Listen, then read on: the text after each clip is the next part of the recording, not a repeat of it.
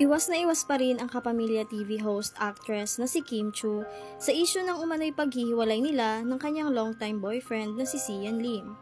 Hindi pa rin diretsahang inamin o dininay ni Kim kung totoong nag-break na sila ni Sian, tulad ng mga naglalabasang chika sa social media. Sa isang panayam, nakiusap ang dalaga na ibalato na muna sa kanila ni Sian ang tungkol sa balitang nagkanya-kanya na sila ng landas, makalipas ang mahigit na isang dekadang relasyon.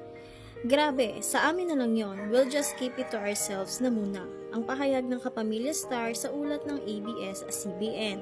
Nakachikahan ng ilang members ng press ang aktres sa ginanap na 25th anniversary fashion show ng Filipino designer na si Frances Libiran last Friday.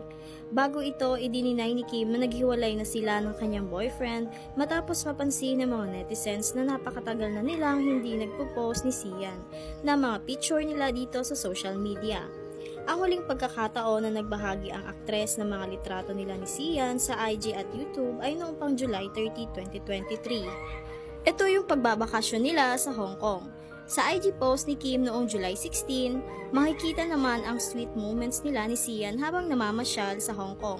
Nagkomento pa rito ang aktor ng hala, parang first week nung naniligawan pa kita.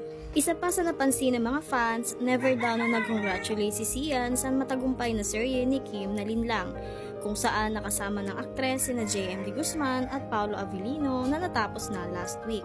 Ayon sa ilang netizens, isa si Sian sa mga nauunang bumati kapag may mga bonggang achievements si Kim, kaya feeling nila mukhang naghiwalay na ang magjowa. Ngunit may IG followers naman si Kim na nagsabing baka may pinagdaraanan lamang ang dalawa o posibleng lie-low lang sila dahil may kanya-kanya silang bagong projects ngayon. Pagkatapos ng Linlang, bibigda uli sina Kim at Paolo sa Pinoy adaptation ng hit Korean series na What's Wrong with Secretary Kim, habang si Sian naman ay bibida sa upcoming Kapuso series na Die, Love, Repeat kasama si Jeneline Mercado.